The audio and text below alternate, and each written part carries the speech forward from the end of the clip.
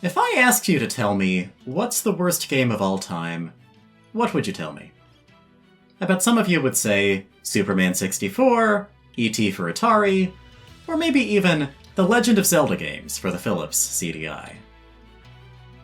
But I bet a lot of you, especially those who used the internet in the late 2000s and the early 2010s, would give me the same answer.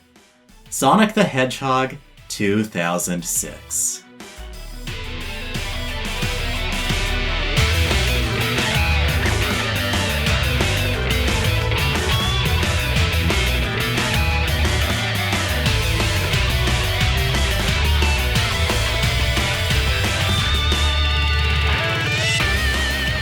I don't need to tell you why this game is how it is.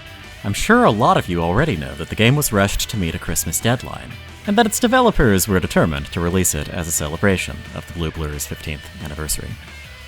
You may also know that the development team was split partway through development, with half the staff assigned to work on Sonic and the Secret Rings instead. And of course, if you've either played or watched someone play Sonic 06, then you know firsthand that Sonic Team tried to implement an ambitious new physics system, but were not able to refine it due to the issues mentioned above. Now, I'm not here to deny any of those realities. There are a lot of really good video essays that already talk about how and why Sonic 06 is broken. And I don't want you to think about this video as a rebuttal to those essays. Think of it more as a companion piece, and I'd strongly recommend seeking out plenty of videos on this really interesting piece of media. I'll also talk about a few of the glitches and cool bugs in this game, mostly just the ones that I personally found fun or interesting. So, if you enjoy watching this game glitch out, Part 2 is for you specifically. All in all, I want to have a different kind of conversation about Sonic 06, and I hope that you'll join me. If you don't like Sonic 06, then you are totally welcome here. Love it if you stuck around. If you do like Sonic 06, of course, then you're also welcome here, and you're in good company. But that's right, friends. This is not an AMV. Tonight, we'll be... Hold it right there! Winterblade AMVs. Good evening? Not another word out of you. Your actions will doom this channel.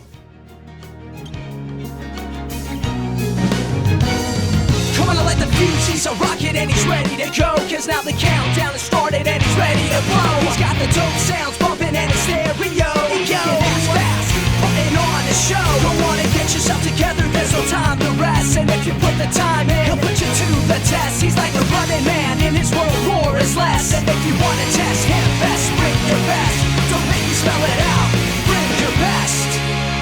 In this world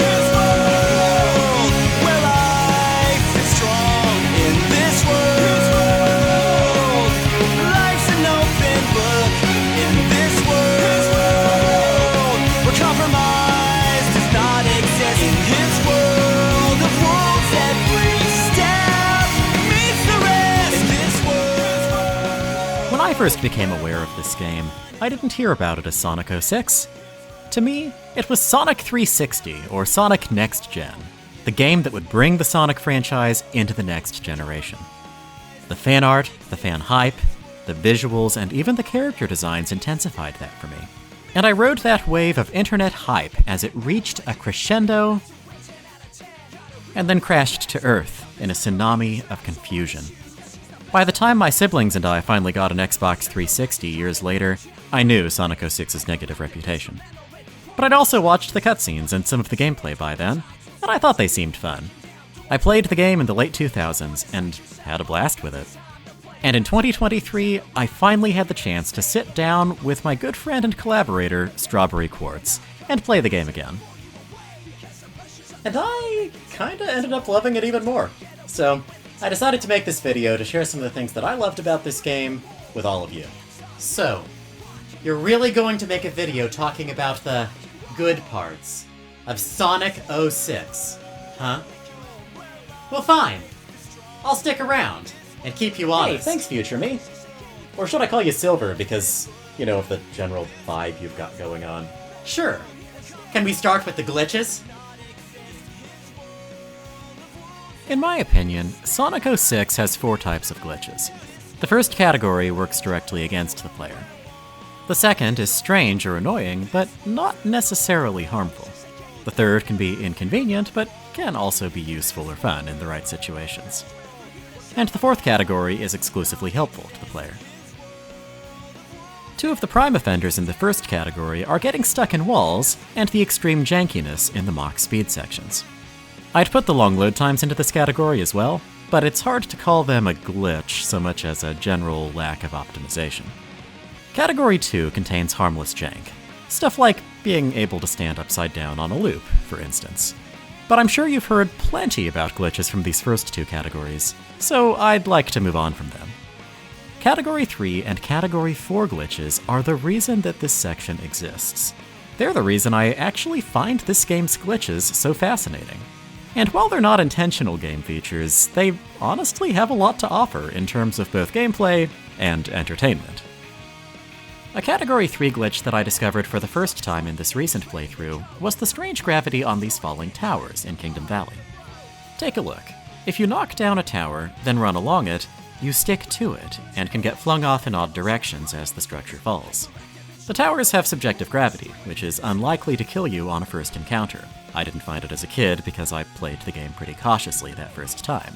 When you start experimenting though, it becomes a fun novelty. You try to run along the thing, jump off it to skip a short ways ahead, and try not to be flung into oblivion. It can be obnoxious at first, but by the time you actively seek it out, you know what you're getting into, and can use the momentum to your advantage. But my personal favorite Category 3 glitch comes in Silver's boss fight. You know how Silver can stun lock you against walls with his psychic powers? Well, you can actually use this to your advantage. It's use! Simply stand in the corner of this pathway, let Silver shove you into the wall twice, and voila! You now have the entirety of Soliana to explore. They left the whole map in, even though these small bridges are invisible for some reason. You can even get Silver to follow you if you circle around the map and stand at just the right angle. This was probably my favorite part of my last playthrough. Apparently, talented glitch hunters have known about this for over a decade, but I'd somehow never heard of it. I just ran all over town trying to keep Silver from falling into the water or killing me. When I say I love Sonic 06 glitches, this sort of thing is what I'm talking about. When I told a fellow Sonic fan about my experience with this glitch, she told me that similar boundary breaks were possible using Silver in the multiplayer. I gave it a try for myself, and I wasn't disappointed. Not only can you fling Sonic and Shadow into the void through many of the walls in the Dusty Desert stage, but you can also fling them through any locked door, bypassing certain enemies entirely. My favorite use for this in the multiplayer is accessing this particular door in Dusty Desert. As you can see, these doors are never supposed to open, so the ground texture isn't loaded in. However, the outside of each of the 2 doors is still accessible elsewhere in the stage, so Silver can get Shadow or Sonic in through either door, or from another part of the stage if you can throw that character at the right angle. Just, don't expect to get Sonic or Shadow back out of that room anytime soon. There might be some angles that you can use to grab the other player through the door and push them out of the room a different way, but if those angles exist, I haven't found them yet. Of course, many glitches are actually an outright boon to the player. These are our Category 4 glitches. Now, some players don't like these kinds of glitches because they let you cheese the game, but I think that comes down to personal taste. In my opinion, a game can be fun for a lot of reasons, and not all of them have to be intended by the developer to make the game worth playing. So I'll be sharing a few of these here, because I, for one, am always down for some video game cheese. Would you like some cheese? I'd love some cheese, thank you. Speedrunners, an audience the Sonic franchise has always courted, have found ways to use the poor collision detection on certain walls to glitch into areas they shouldn't have access to yet, skipping sections of the game. Now, this is poor design, but it gives players more ways to interact with the game, so I honestly kinda like it. Not that I personally use it, though. I wouldn't want to miss any part of this masterpiece. One beneficial glitch that I use constantly, however, is the exploitable way that Sonic Team implemented hovering. Both Silver and Omega have abilities that let them maintain their altitude by pressing the A button, with this action causing the action gauge to drain. The gauge only drains when the A button is pressed down, however, so while a new player might hold down the button for the entirety of one's jump, a more seasoned player can simply tap the button, allowing their character to lose only small amounts of altitude over time while traversing far greater distances. This is just a quick thing that I realized while I was, going back over the footage. Silver's gauge will drop down over time, but Omega's doesn't, meaning that he can basically fly over entire stages by tapping the A button like he's a frickin' robot Superman. I think that's probably why Sega has not put him back in any games recently. He was just too overpowered. And as with many glitches that help players, I think this increases the amount of fun to be had rather than getting in the way of the experience. This too has empowered speedrunners to hover over sections of levels, and I've personally loved getting better and better at defying gravity for longer and longer periods of time. Now, is this a skill that the game designers want us to learn? No, but it is rewarding, and a very fun one to master. But I've saved the best for last. If you've seen a lot of Sonic 06 videos, you probably saw this coming. The Purple Gem. If you're not familiar, Sonic 06 has a system where you can collect rings in stages and missions, then bring those rings back to the hub world to buy new abilities from the shop. For Shadow and Silver, these abilities are pretty tame. Sonic, however, gains access to a variety of color-coded gems in the mid and late game that give him all sorts of special moves. The red gem is a mid-game favorite that can slow down not only enemies but also the in-game timer, letting you complete missions faster than should even be possible. Later on, the sky gem allows you to throw a gem and then fly to the location like it's an ender pearl from Minecraft. This is insanely handy for getting to out-of-the-way parts of maps, and this functionality, for once, seems to be completely intentional. What's probably not intentional is how you can use these powers without depleting the action gauge, meaning you can warp, stop time, and use your special attacks as much as you want. But as I mentioned, the Purple Gem is uniquely glitched. Its power seems innocent enough, letting you shrink Sonic down to a tiny scale. Now, this alone might make it my favorite gem, giving a unique, low-angle view of the entire game world. But what pushes it over the edge into legend is the fact that when you're tiny, you can jump. And jump. And jump. And continue jumping over and over through the air, allowing you to get anywhere in the map that you could possibly dream. This almost makes the Sky Gem obsolete, and it allows the player to explore the world in brand new ways. Which walls have collision? Which ones don't? Where are the kill zones? And what about the event triggers? This ability opens basically every part of every map to the player. Now, the temptation to skip over the entire game with this power would be too great if the player got the ability at the beginning of the game. But it's the perfect reward for players entering the final stage of Sonic's story, which is exactly where they put it. Did Sonic Team know this power was broken and tuck it away as a reward instead of fixing it? Or did it just happen to work out perfectly? I don't pretend to know. But if you like video game glitches, I recommend playing Sonic 06 for this glitch alone. You won't be disappointed. But setting aside the strange and often delightful ways in which it can be exploited, Sonic 06 was also the last hurrah, at least for a while, for something I've enjoyed since Sonic Adventure 1. And that feature is the presence of multiple gameplay styles in a mainline Sonic game, with levels based around each of those styles. Sonic Adventure 1 had several compelling characters, each with their own unique abilities and level goals. Sonic's campaign had regular course clear stages. Meanwhile, Tails had races, Knuckles had treasures to collect, Amy had an enemy to escape, and Big had misery. These styles were pared down to just 3 in Sonic Adventure 2. Then, Sonic Heroes and Shadow the Hedgehog would take some of the adventure game's ideas and run off in somewhat different directions with them. And then finally, Sonic 06 attempted a wholesale return to the adventure style. Sonic's story introduced what are known as the Mach Speed sections. As usual, I won't go into the problems with these stages too deeply, but For our purposes here, suffice to say that the game turns into an auto-runner, where Sonic is carried at breakneck speeds through a section of the level, with slippery steering and a very real danger of getting caught on pieces of level geometry and losing rings, or jumping at the wrong angle and flinging yourself off a cliff. So I found that while they're admittedly a bit of an acquired taste, there's still fun to be had with at least 3 of the 4 Mach Speed sections, each one for slightly different reasons. Wave Ocean's Mach Speed section is the most fun when you've stockpiled a bunch of lives, and can simply play and replay the section, learning its layout and mastering its controls, getting farther and farther until you finally reach the end. Crisis City has you run along a highway while dodging cars and rubble, with the camera at your back, but things get more complicated when the camera reverses, which happens twice. See, when the camera reverses, you can see some of the upcoming trails of rings. This gives you a pretty effective map that you can use to safely play the stage. It's basically playing a memory game with you, and I love this. Crisis City's Mach Speed section layers challenging terrain on top of challenging mechanics, then waits for you to figure out its gimmick. This is exactly what I want to see from any 3D platformer. And then at last, we have Kingdom Valley's Mach Speed section. And this one is just beautiful. The walls of water, the rainbow in the background, the pursuing mechs getting smashed by the geometry instead of you getting smashed by the geometry. I'm not crying, you're crying. But that's just Sonic's character gimmick.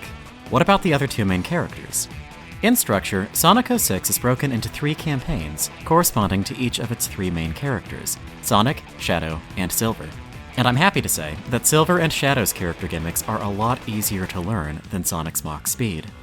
Silver, introduced for the first time in this game, uses psychic powers to trigger set pieces, move objects, and stop projectiles in the air. It's a lot of fun, and I can say without a doubt that this is my favorite playstyle.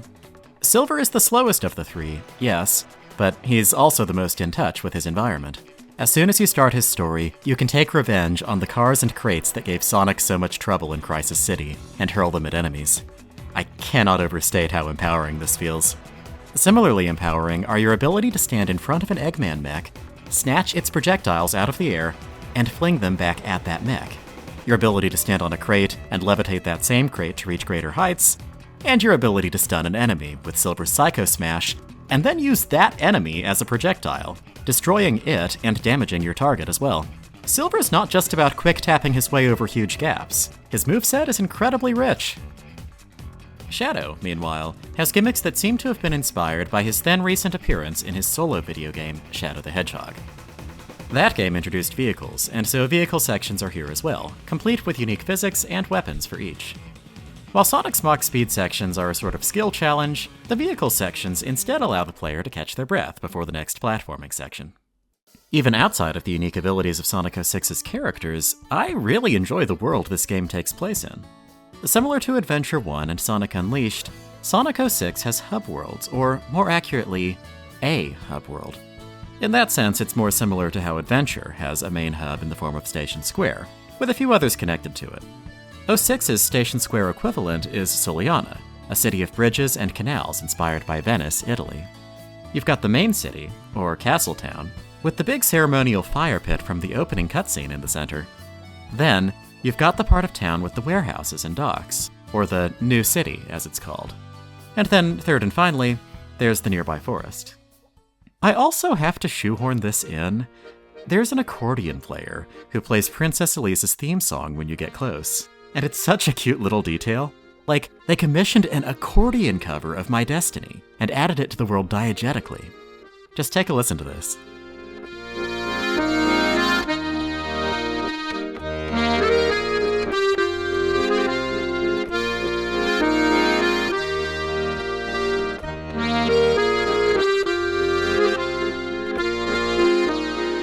This is a great segue into the music of Sonic 06. Not to sound like a broken record, pun very much intended, but even people who despise this game often still enjoy its soundtrack. You've been listening to it all video, and that was totally by design. This was Tomoyo Otani's first time as lead composer on a Sonic game. Previously, he'd composed pieces for Adventure 2, Sonic Heroes, and Shadow the Hedgehog. And man, the stage themes, cutscene themes, the whole sound of 06 really carries the spirit of those games. These are pieces of music that are really fun to listen to. and they fit the scenes they're placed in. Take Eggman's musical theme, which takes on several forms depending on where it gets used in the game. Versions of the piece get used in boss fights with his mechs, and my gosh, they're so intimidating. It's like we're facing Kefka from Final Fantasy VI, or the Empire from Star Wars. Eggman really feels like a credible threat when you listen to this track, and it's nice to be reminded that for how silly he can be sometimes, the guy isn't kidding when he says he wants to conquer the world with robots. This is basically a military march. There's a heaviness to several of the character themes this time around, actually. Sonic's theme is his world, which you heard in my opening.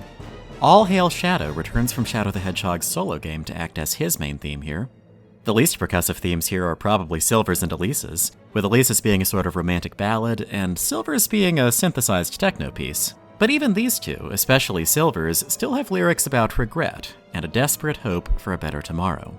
I guess whether it's in their sound or their subject matter, heavy is sort of the theme with the character-specific tracks this time around. Maybe unsurprisingly, Otani seems to be aware of this heaviness. In his own words, lifted from an interview shared by Emerald Forgotten on the Sonic Retro forums, Yuji Naka suggested an epic heavy soundtrack, like in a Hollywood movie. I was thinking that the soundtrack should be an extension of what the series had built upon, but introduce new elements and impact, and epic scale. And that epic scale is exactly what connects with me in so many of these tracks. As for the soundtrack extending what the series had built upon, classic fans will be happy to hear that a piece of music used for the Sonic 2 credits way back on the Genesis has been remixed and used as an ending theme here as well. Take a listen.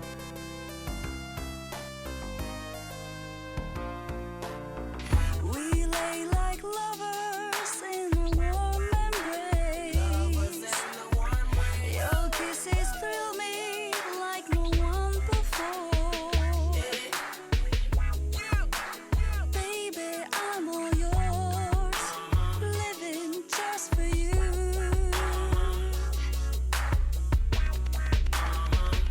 The original song was by the Japanese band Dreams Come True, with the Sonic 06 version, known either as the Sweet Dream or Sweet Sweet Sweet 06 Akon mix, remixed by Akon.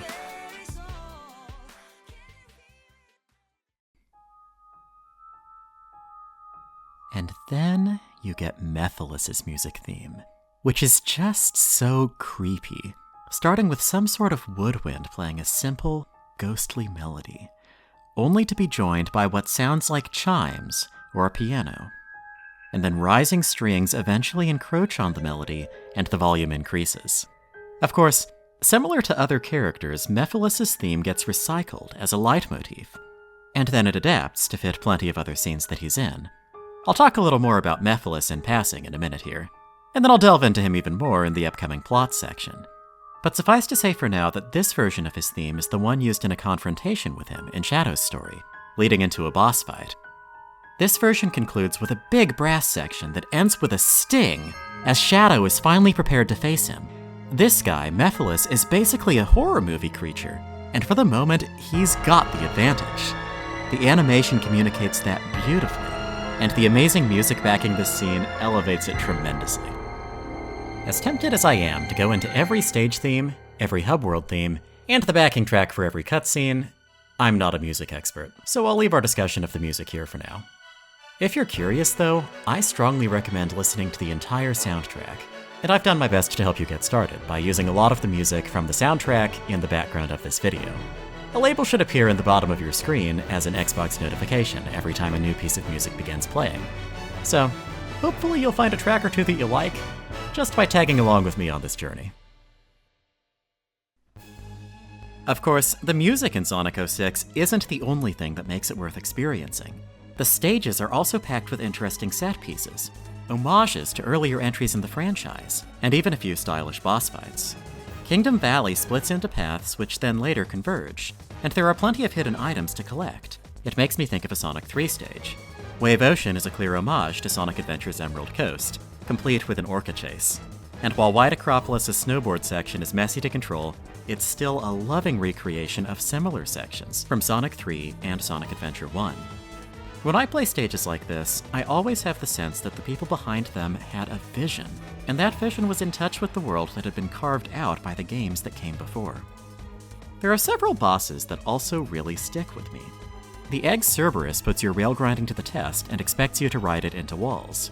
Even players who don't enjoy 06 often enjoy this boss fight. The Egg Wyvern seems to be another affectionate nod to Sonic Adventure 1 bosses like the Egg Viper, and this style of fight looks amazing in this game's grungy HD style.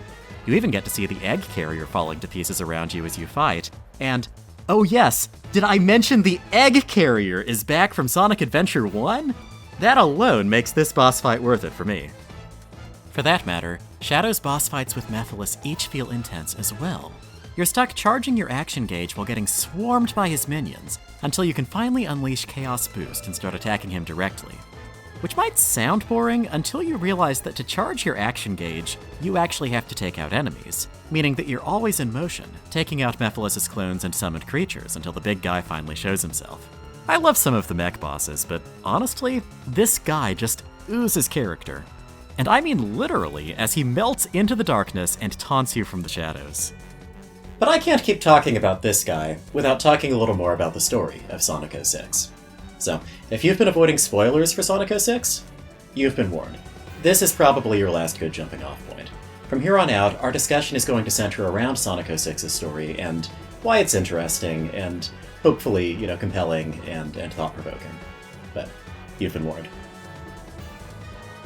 Now, just as there's some gameplay jank in 06, there's some story jank too. That story jank is best demonstrated by questions like, how many Chaos Emeralds are there in the world at any point in the timeline?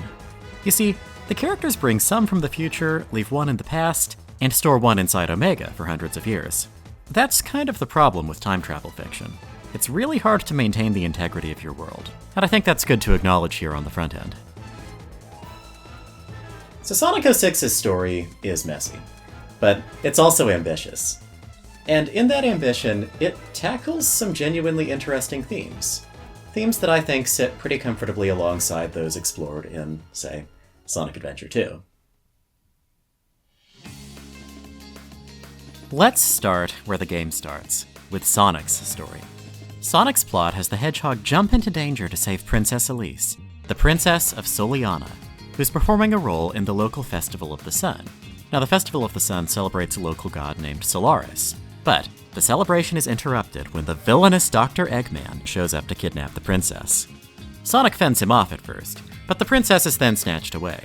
Sonic finally manages to track Eggman down and save Elise, who tells him about Soleanna's sun god, Solaris, whose wrath, she says, is destined to destroy the world in an event known as the Flames of Disaster. Apparently, the Flames of Disaster were nearly released 10 years ago, and Elise's father, the Duke of Soleanna, died in the incident.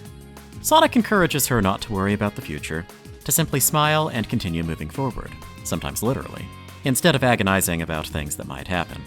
This message comes up throughout their interactions. Elise is a sheltered, emotionally repressed person, and Sonic's carefree attitude gradually wears off on her over the course of Sonic's campaign.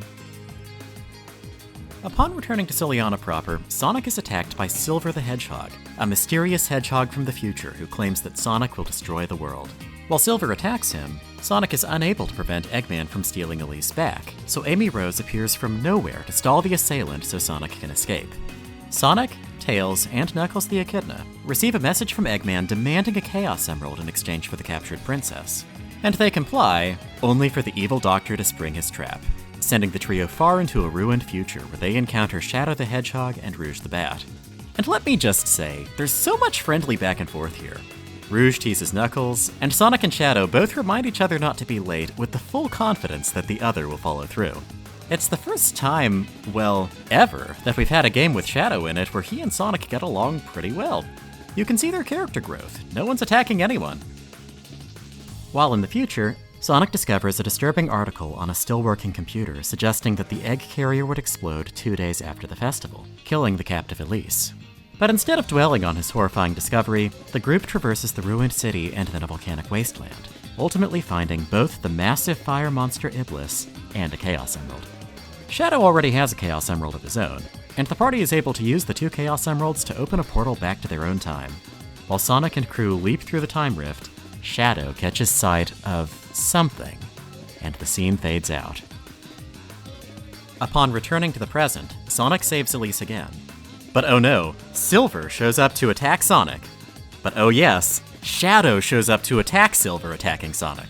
Elise has been kidnapped again, but this time she takes a leap of faith with a smile on her face, and Sonic arrives just in time to keep her from breaking her neck. As Tails would say, all's well that ends well, right?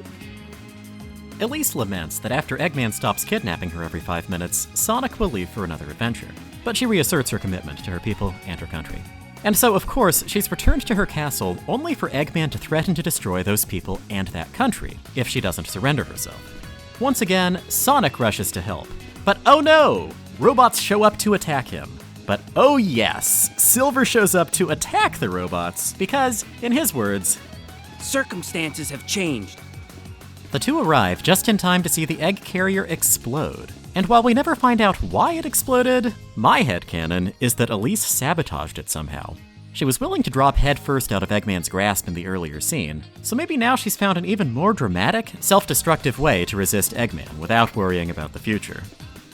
But hey, that's just a theory. A bad theory. But all hope is not lost. Sonic and Silver finally realize that, like Marty McFly in Back to the Future, they can use time travel to give themselves all the time in the world. So Sonic goes back in time, infiltrating Eggman's base and boarding the egg carrier before it can take off. After a climactic showdown with Eggman... Wait, hang on, this guy has ejector seats. He's not dying in any egg carrier explosions. Did he just, leave Elise to die in the original timeline? Stone cold. So after a climactic showdown with Eggman, Sonic jumps from the egg carrier with Elise, and the two have a nice laugh about the whole thing and share a flirty wink. Roll credits. I have to admit, while Shadow and Silver spent more time interacting with new villains and, in Silver's case, even internal conflicts, I like how Sonic's struggle is with his old nemesis. Dr. Eggman is off on one of his good old investigate a legendary god or monster and use its power to conquer the world kicks. And this time, he's not really the one pulling the strings. This familiar formula means that of the 3 main campaigns, Sonic's is the easiest to digest. Its themes are simple, too. Don't let anxiety about tomorrow keep you from enjoying the present moment with the people you care about. Sonic doesn't work great as a love interest.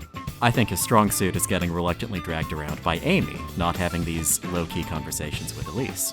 But while I'm not sold on the romance, I do think the message of this arc rings true, especially speaking as someone who experiences anxiety and can relate to how Elise feels trapped by her many obligations and her fears about the future. So I'm not doing any trust falls from high places, mostly because I'm scared of heights, but I found Sonic's story a lot more uplifting and personal on a revisit than I did when I first experienced it. But where Sonic's story ends, the real story of Sonic 06 begins. At the start of Silver's campaign, we see him and Blaze the Cat fight one of their never-ending battles against Iblis in a ruined future, only to be suddenly approached by a new character, Mephiles the Dark. Mephiles convinces Silver that a certain blue hedgehog was responsible for unleashing Iblis on the world.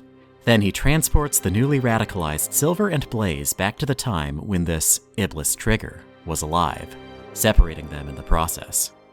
This concerns Blaze, who notes that Silver gets insecure when he's alone.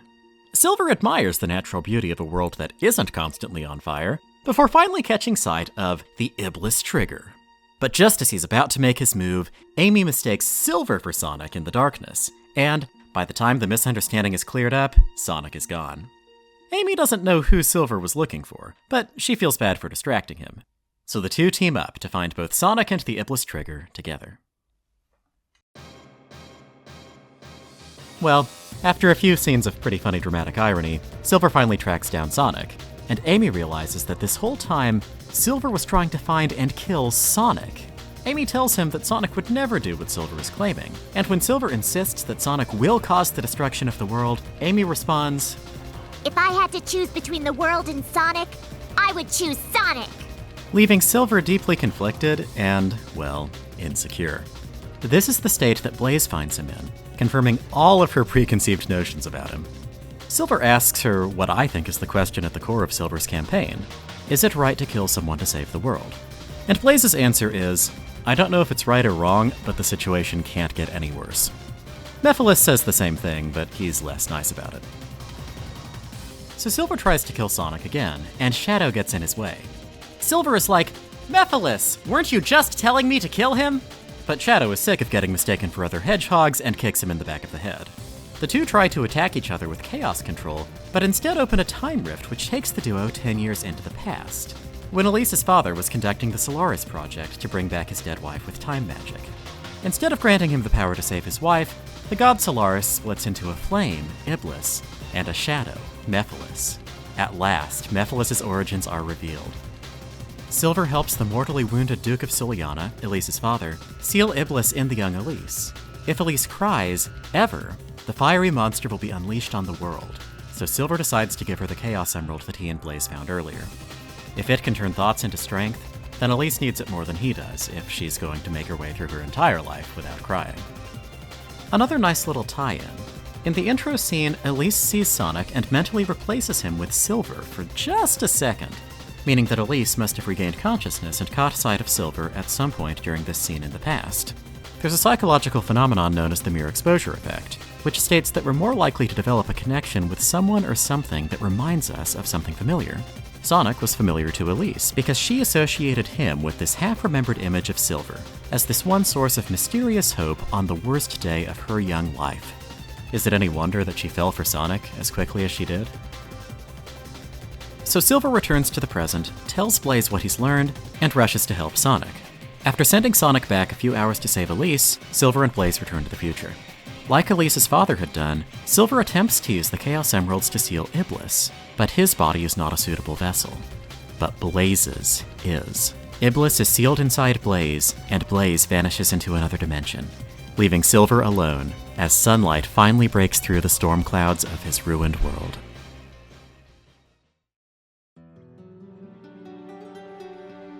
The character trait that I've most often heard attributed to Silver these days is optimism, and I think that's well deserved. The guy is willing to suspend all objections for the slim hope of a better future.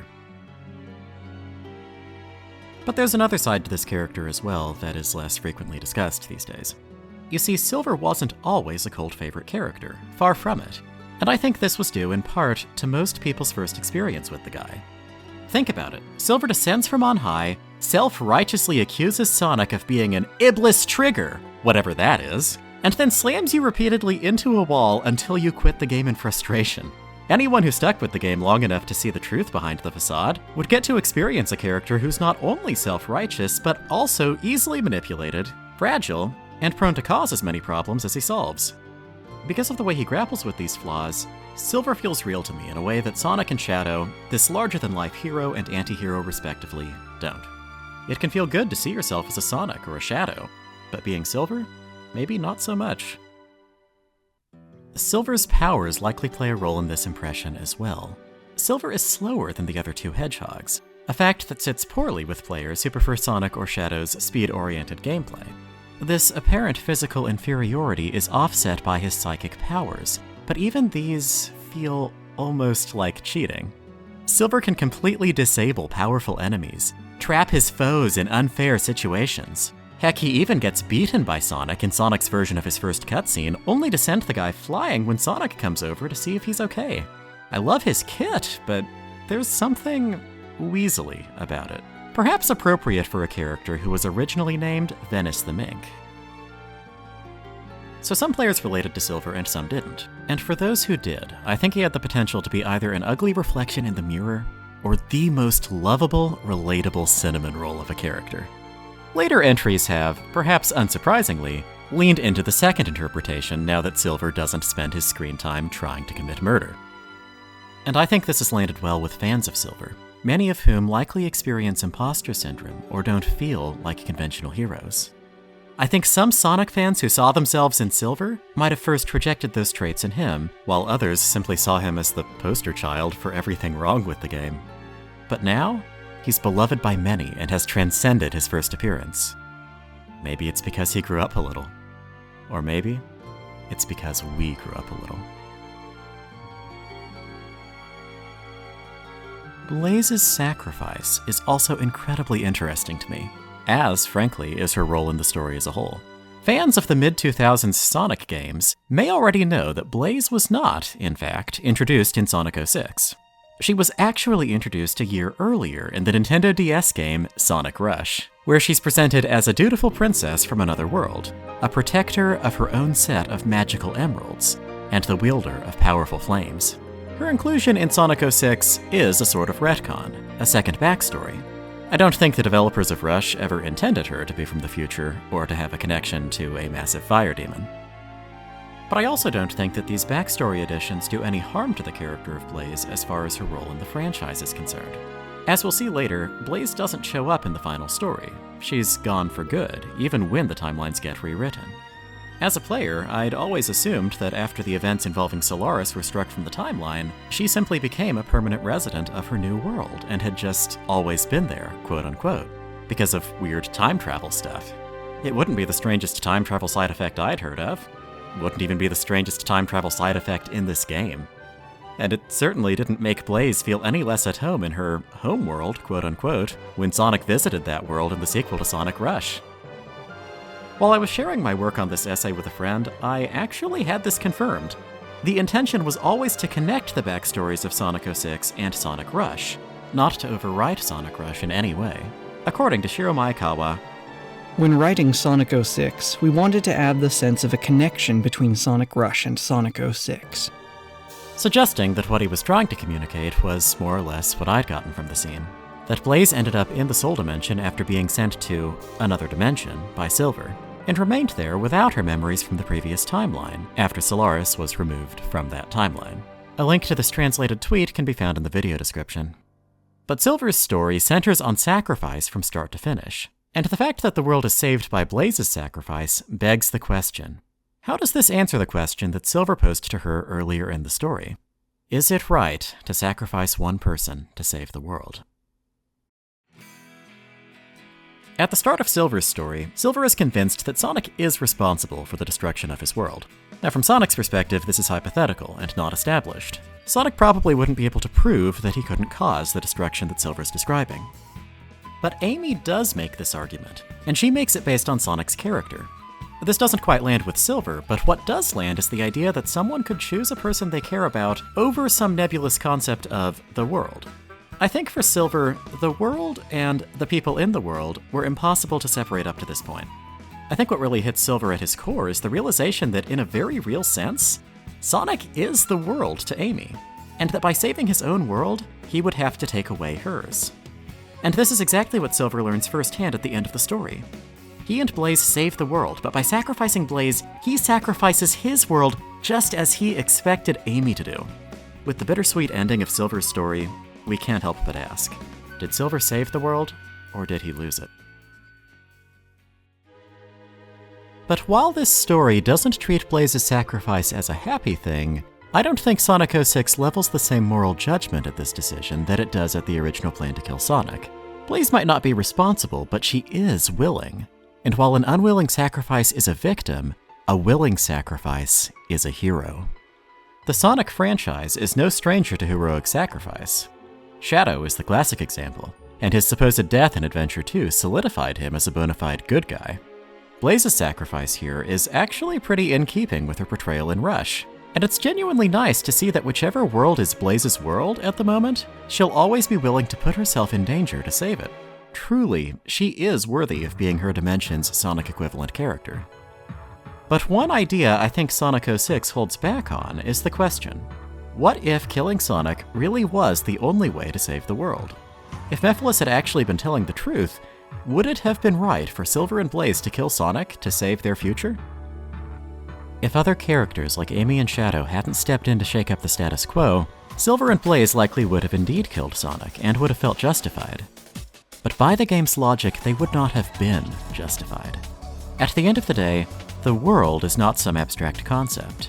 It's made up of people, and each person is the world to someone else.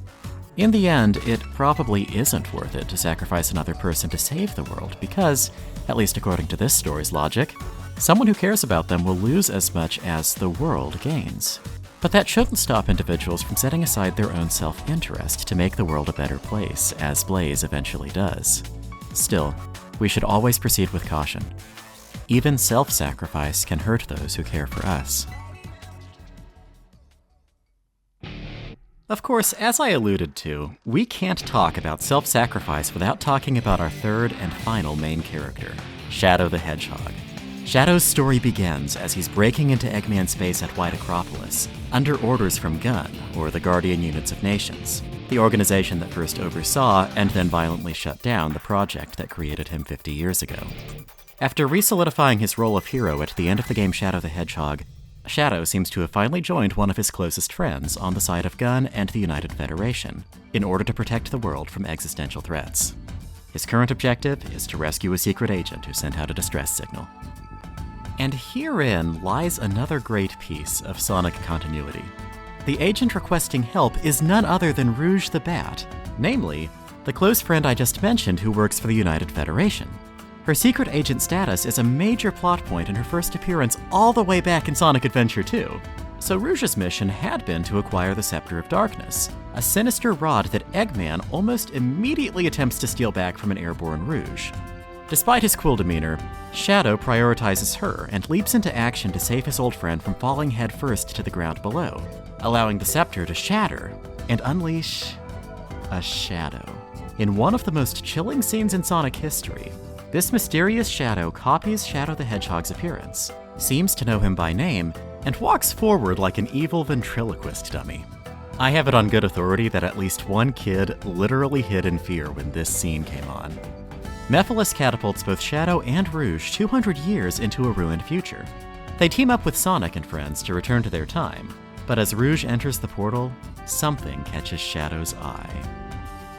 Rouge, realizing that Shadow hasn't followed her back to the present, supposes that he might be in trouble and gives the final member of their trio, Omega the Robot, a Chaos Emerald and instructs him to only give it to Shadow 200 years into the future.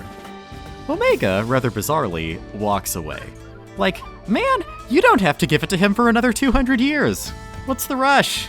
I'd like to imagine that he just remembered he forgot to turn off a faucet or something. Still in the future, Shadow has spotted Mephiles, and he confronts him for answers. Mephiles reveals something chilling. The side of Shadow's body, strapped to a cross and frozen behind a purplish energy field. The very people Shadow spent his life protecting, Mephiles explains, would hunt him down and seal him away after Iblis was released, out of fear.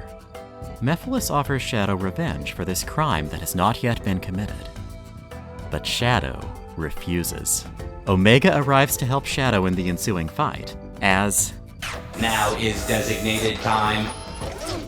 Mephiles flees, returning to our present, and Shadow and Omega follow. Now in the present, Shadow interrupts a fight between Sonic and Silver.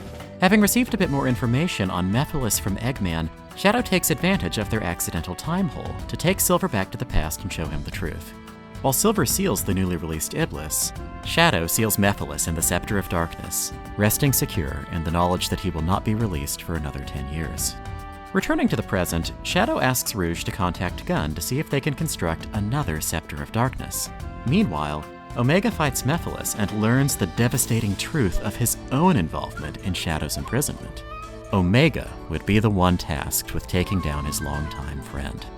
And so, of course, when Shadow arrives on the beach, he confesses, starting my favorite scene not only in this game, but in the entire Sonic franchise. For once, I'll be quiet and let you watch.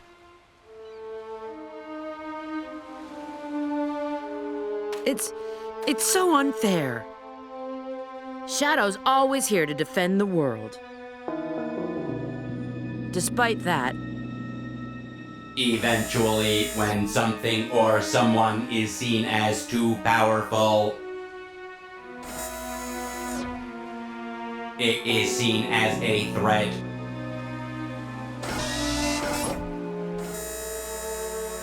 And then the world becomes its enemy.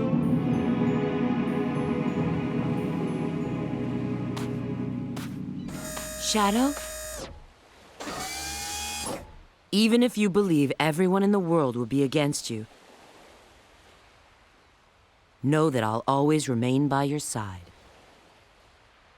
Remember that.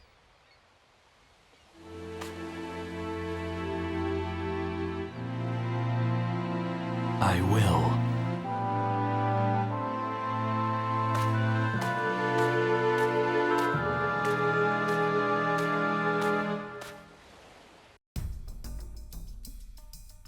the gang tracks down Mephiles in Dusty Desert, where he has been looking for a Chaos Emerald, and attempts to seal him in the newly minted Scepter of Darkness provided by Gun. But the thing explodes. Mephiles has gained power by copying Shadow's form and can no longer be contained. So Shadow removes his power limiters, and Shadow, Rouge, and Omega, the trio known as Team Dark, fight together against Mephiles' waves of time clones.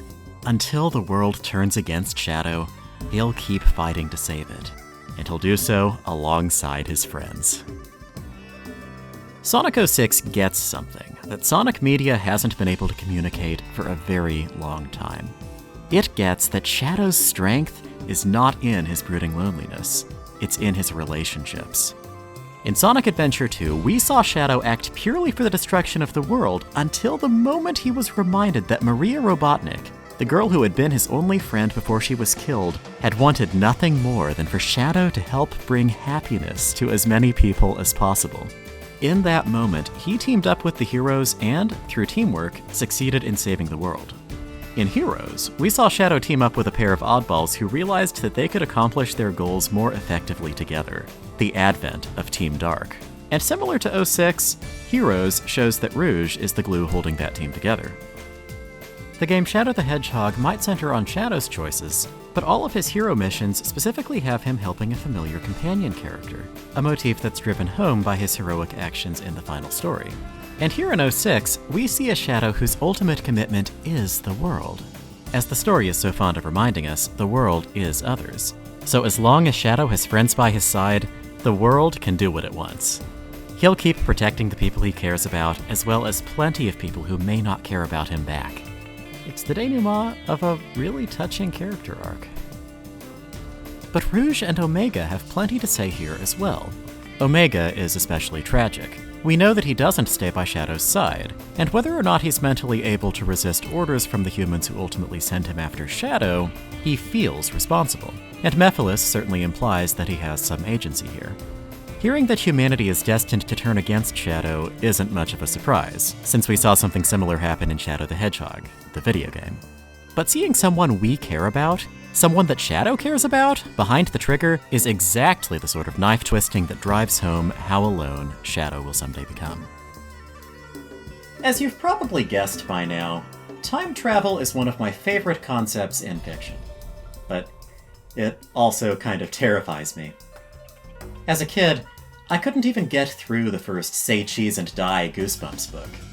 And as an adult, I was entranced and disturbed by the 2014 movie Time Lapse. These two pieces of media are different in a lot of ways. Say Cheese and Die is about a cursed camera that makes the future worse. A picture of a car, after it was purchased, shows it totaled, a fact which comes to pass. That sort of thing. Time Lapse has a camera that shows the future as well, but it doesn't exactly cause misfortune. Yes, murder and misfortune do happen in the movie, but the enemy is less the camera, and more just the general concept of determinism. There's something bad coming, and you can't stop it. Shadow's story hits home for me for the same reason that Elise's story does. It's anxiety, the fear of things that can't be changed, knowing that someday you might be the villain in someone's story like Omega, in spite of your best intentions. Knowing that you'll lose people you care about, like Shadow. Knowing that the world isn't secure, that everyone, sooner rather than later, might face the end of that world, and knowing that our world, the world in our own minds, will definitely come to an end eventually too. That's why this, and this, will always hit harder to me than any lake of fire or destroyed city that Sonic 06 can throw at us. This is the true horror of the future. But that's exactly why Rouge is the best part of this story arc. Her message isn't, just keep moving forward, don't worry, like Sonic's. And it also isn't, well, we have to try something, like Blaze's. It's, for as long as I'm here, I'll be there for you. Good lord, and some people think this woman only cares about Jules. She has a really good heart. Even Omega, knowing that he'll one day be used as a weapon against his closest friend, can still be there for Shadow in the present. And once again, I think it's Rouge's speech here that makes that okay. Like, Shadow's gonna live forever, and his interests, might eventually be at odds with the people who are pulling Omega's strings. Neither Omega nor Rouge will be with him forever, but while they're there, they can make life worth living, give hope and comfort, back him up in tough situations. This is what I mean when I say that Shadow's relationships are his strength. I mean that without them, his life becomes an existential nightmare. And while most of us aren't immortal hedgehogs with alien blood running through our veins, I think that's true for us too. This time around, Shadow's story reminded me how important the people in our lives really are. So hey, if you get the chance, do me a favor and tell someone how much you appreciate them today, okay? In fact, you can pause the video and do that right now if you want to. Don't worry, I'll still be here when you get back.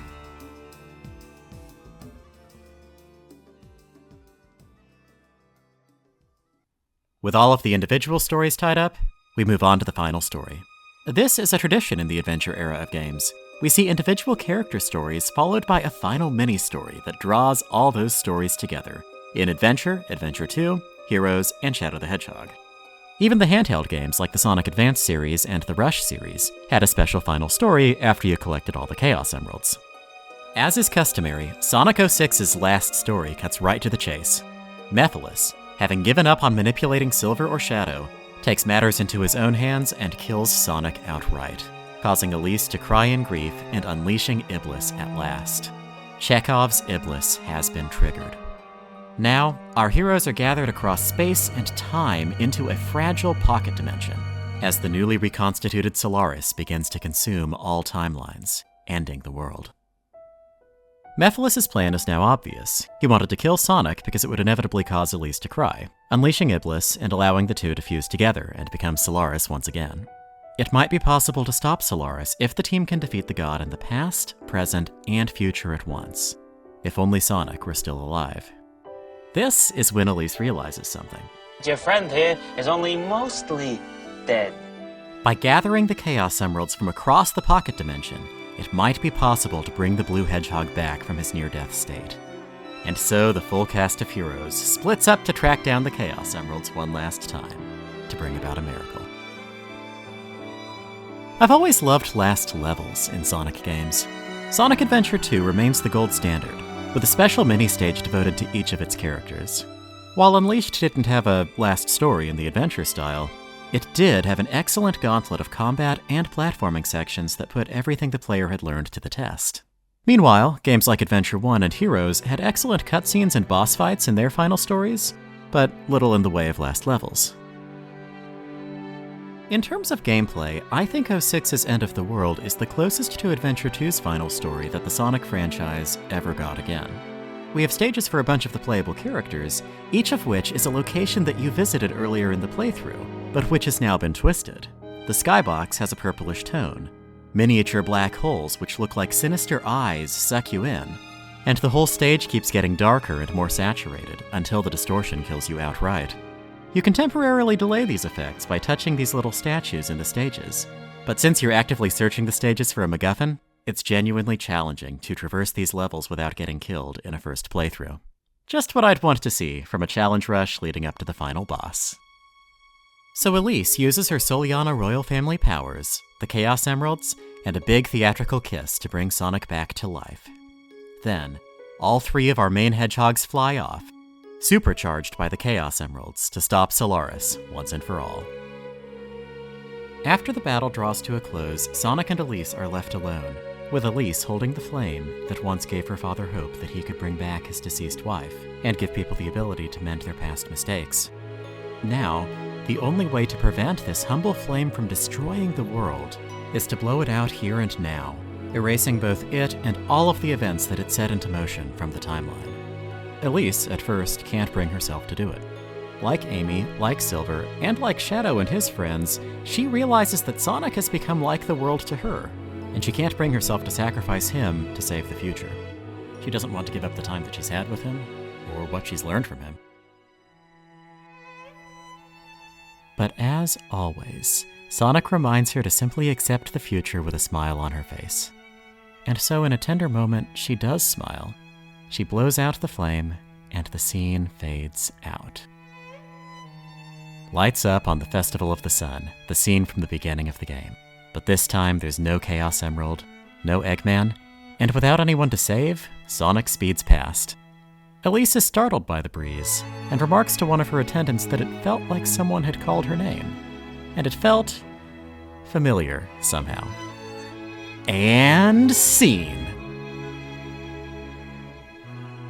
This final story's strength lies in how it reintroduces themes from the game's 3 main campaigns, particularly Sonic's and Silver's, and these are mostly expressed through the character of Elise. Here, we see the conclusion of Sonic's romance plotline, with Elise saving Sonic for once, and then ultimately sacrificing her relationship with him to save the world.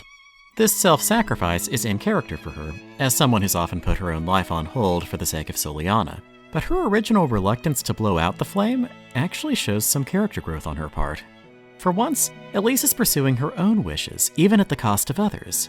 And while this obviously isn't the right choice, it does show that she's been growing in emotional range, becoming less of the figurehead leader she's been forced to be, and more of a person, with all of the messy emotions that entails. Elise is learning to smile and to cry, and to beg for the world to actually be unfair in her favor for once, instead of the world demanding her to sacrifice on its behalf. And hey, I get it. But ultimately, her choice to save the world is the right one. And I'd like to believe that in this new timeline, where the events of Sonic 06 never happened, Elise is a happier and healthier person. The breeze Sonic created seemed familiar, and I'd like to believe that this is because some of the things she's learned about engaging with her personal feelings, making every moment count, and not agonizing about the future, are still with her. Elise's decision here and what she's learned also link back to the other characters in the story. While Elise has learned to be at peace with the present instead of worrying about other places and times, we see her father, the Duke, fail at this by trying to manipulate time to see his deceased wife. We see Silver return to the past to try and save his world, before finally returning to deal with the problem in his present. And we see Shadow make the express decision not to deal with Mephiles when he goes back in time 10 years, instead returning to his present to face him. While I connected with this theme especially strongly through the character of Elise in my most recent playthrough, I think that all of these characters' conflicts are metaphors for anxiety or rumination, a need to return to the past to process and reprocess a problem, instead of continuing to move forward. As I kind of touched on when I was talking about Shadow's story, this is actually true for a lot of time travel fiction. I've often observed that time travelers are not happy people. And I think that seeing each of these characters grapple with this impulse to literally revisit and reprocess their decisions, their regrets, and their grief can be cathartic, especially when those characters continue to learn and develop, finally growing beyond that impulse and becoming healthier people. So after all of that, I think it's time to answer one question that might have been tugging at the back of your mind. Who is the Iblis Trigger? Mephiles first introduces this term when he claims that Sonic the Hedgehog was responsible for Iblis's release. And while we could just dismiss this as a lie to manipulate Silver, there is a grain of truth to it. By growing close to Elise, Sonic primed her to cry when he was killed. But while this might mean that he played a role, it also establishes him as morally innocent. Silver actively tries to kill Sonic several times. Now, of course, he backs down once he learns the truth, but if Mephiles' original plan had succeeded, then Silver would have killed Sonic. Then, Elise would have cried, and by trying to kill the Iblis Trigger, Silver would have become the Iblis Trigger. Then we have Elise's father. By first kicking off the Solaris project, and then sealing Iblis and Elise, basically the man caused the apocalypse, then kicked the can down the road so things didn't go up in flames immediately, and put an absurd amount of responsibility on his child to keep it at bay. Remind you of someone we know? Hilariously, the person responsible for releasing Iblis according to the computer in Silver's future is actually Dr. Eggman. Think about it. The news article reads that the egg carrier exploded with Elise on board. Then, the flames of disaster swept the world. And I think it actually shows a bit of character growth on Silver's part that when he realizes this, his solution is to help save Elise and not to murder Eggman in cold blood. But the most obvious responsible party is, of course, Mephiles the Dark. Mephiles actively tries to manipulate both Silver and Shadow into helping him end the world. Then when that fails, he kills Sonic himself and releases Iblis. While the Duke of Soleanna set the apocalypse into motion with the best of intentions, Sonic's only crime was making a friend in Elise, and Silver was incited to violence by a malicious lie, Mephiles had all the information and acted with the worst of intentions throughout. But then we get a wrench thrown into this discussion of responsibility and vigilante justice, when we remember that there was another character who was held responsible and persecuted for the release of Iblis, Shadow the Hedgehog. Shadow is interesting here because he's completely innocent, yet he, alongside perhaps Sonic, may be the one who suffers most. As Mephiles himself says, the people feared Shadow, and so they used the apocalypse as an excuse to get rid of him. And in telling Shadow this, I think Mephiles shows his hand a little. Blame and guilt often aren't proportionally related. Case in point, Sonic is blamed for being the Iblis trigger, even though Eggman is more guilty of releasing Iblis. Mephiles labeling him the Iblis trigger is entirely for the sake of his own agenda. He will make Sonic the Iblis trigger by using his death to release Iblis, a self-fulfilling prophecy. And by highlighting how people in the future would target Shadow without regard for his guilt, Mephiles tacitly, cynically acknowledges that he too can choose who the Iblis trigger is, based purely on his own whims. The Iblis trigger is arbitrary and poorly defined. And that's the point.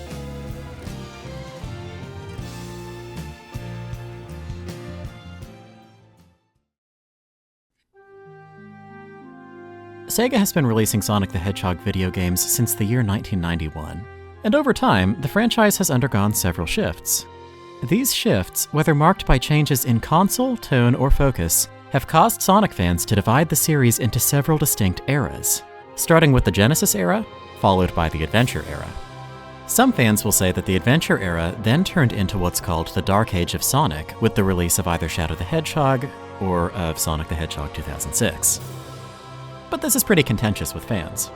I don't personally see a lot of value in splitting the 2000s into an Adventure era and a Dark era, since I see a lot of the same spirit that went into the adventure games getting carried on in games like 06 and Unleashed.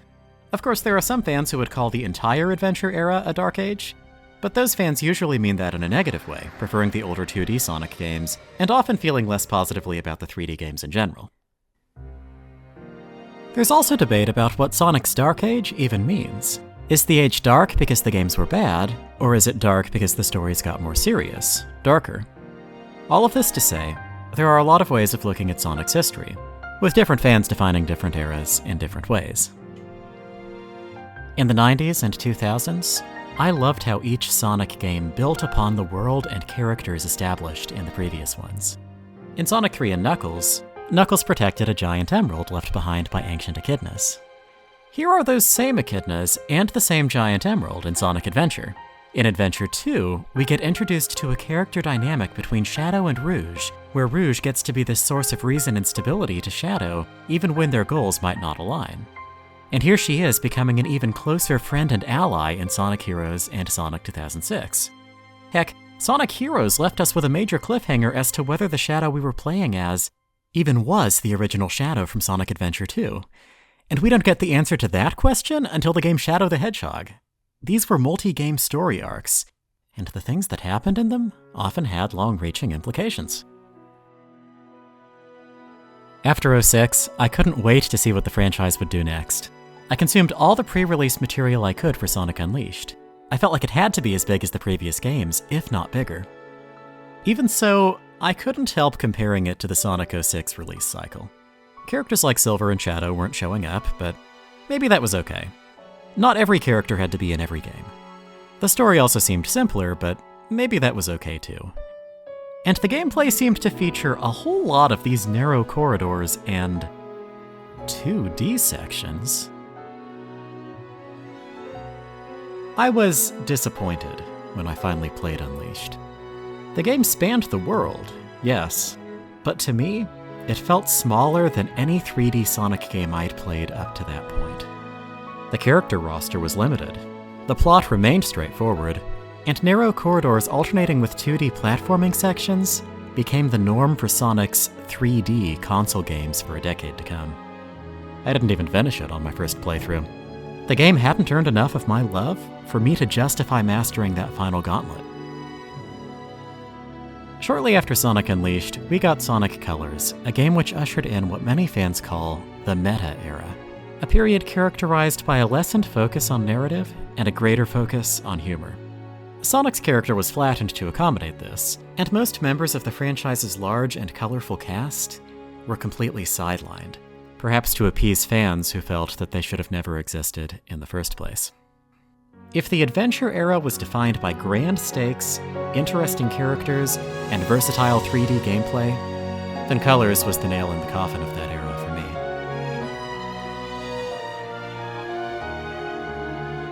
Now, this is where I should probably say that my feelings about all of this have actually changed over the years.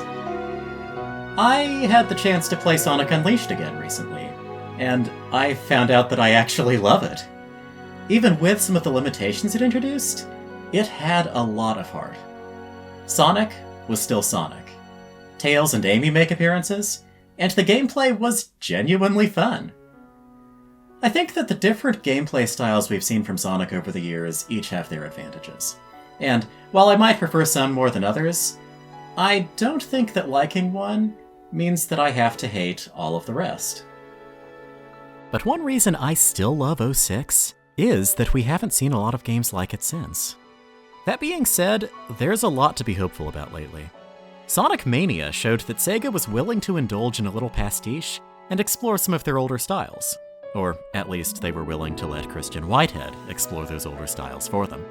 Sonic Frontiers gave us a story with emotion and character again, thanks to Ian Flynn's excellent writing and plenty of fun gameplay elements to justify the experience.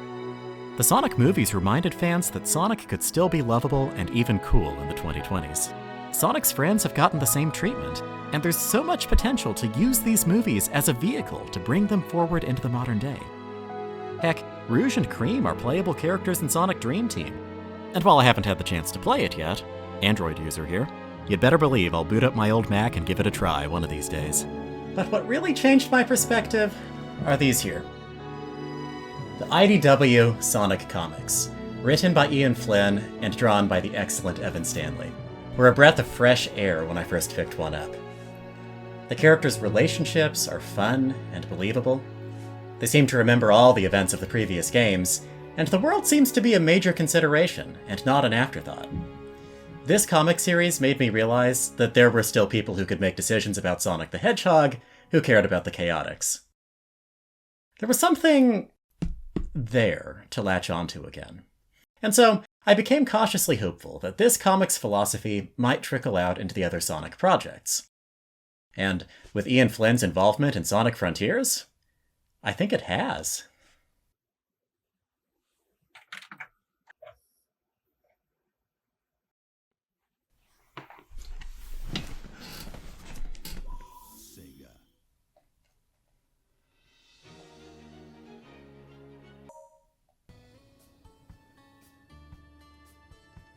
This video really will destroy your channel, you know.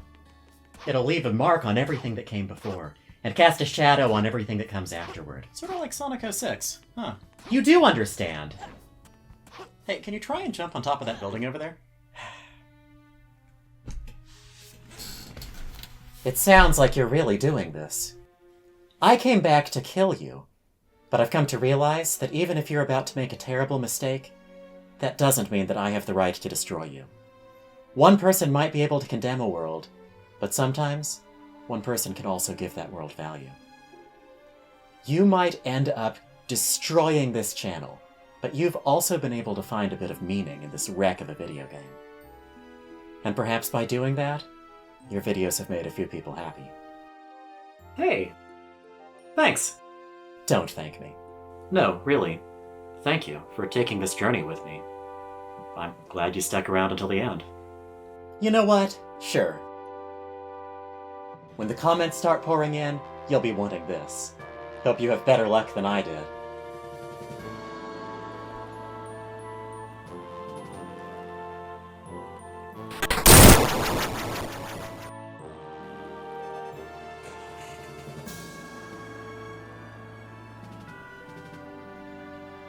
So he really was...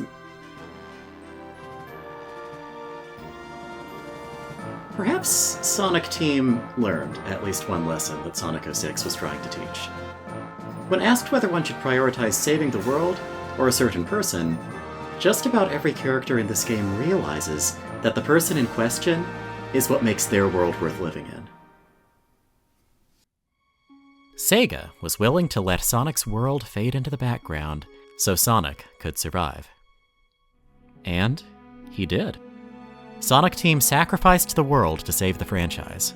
And while the series quality would have its ups and downs, I've done a lot of growing since my high school days.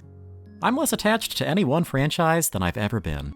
And yet, I think that has helped me to appreciate so many more stories so much more than I ever could have before. And it's helped me to be thankful that even if it meant enduring a small, temporary apocalypse for a franchise that I loved, at least Sonic and his friends did survive. And they continue to be relevant. The Sonic franchise is now in the best position that it has been in years. And whether Sonic is destined for even greater heights, or he's headed for another speed bump, I'm comfortable with whatever happens next. Sonic 06 was considered the worst game ever by many, and its poor reception marked the beginning of the end for a gameplay style that I love. Yet 06 itself was full of elements I really enjoyed. And after a period of dormancy, some of those features would make a triumphant return. I hope any future speed bumps in the road are temporary, and maybe even fun in their own right. So hey, don't worry too much about the future. Just smile.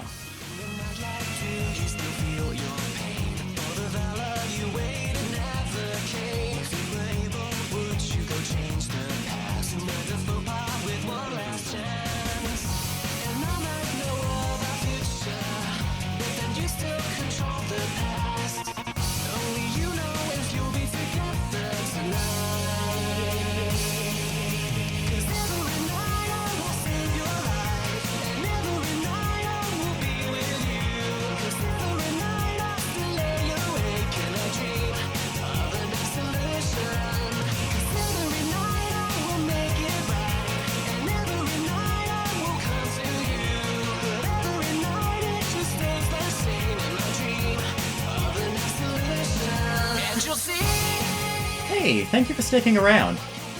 If you've made it this far in the video, then you're probably wondering why I'm wearing an eye patch. Well, to put it simply, I got into an accident a while back, and I have double vision. Now, that means that both of my eyes are okay, but I can't use both of them at once. So, this will get better, but for what it's worth, it's gonna be slow. Thank you for bearing with me. Also, I just wanted to say thank you for being here generally. I mean, really, thank you. This video was a dream to make, and I appreciate all of the kindness, all of the support, and all of the engagement that I've gotten since I started doing these video essays. I don't have any plans to make a Patreon or run ads, so knowing that you're enjoying my work, that's what really makes this worth it to me. I'm hoping to continue producing both AMVs and video essays for this channel, and I hope you keep watching and enjoying them. But for now, it's time for me to sign off. So, until next time, good night, friends.